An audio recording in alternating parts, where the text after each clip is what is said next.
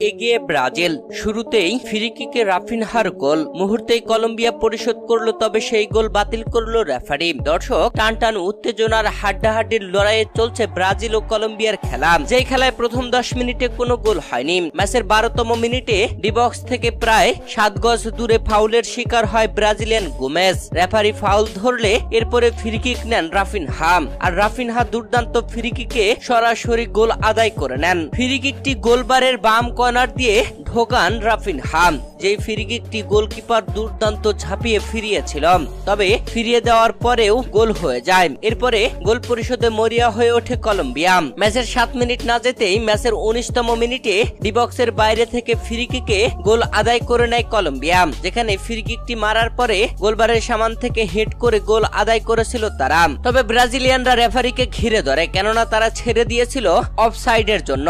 আর এরপরে TV umpire VR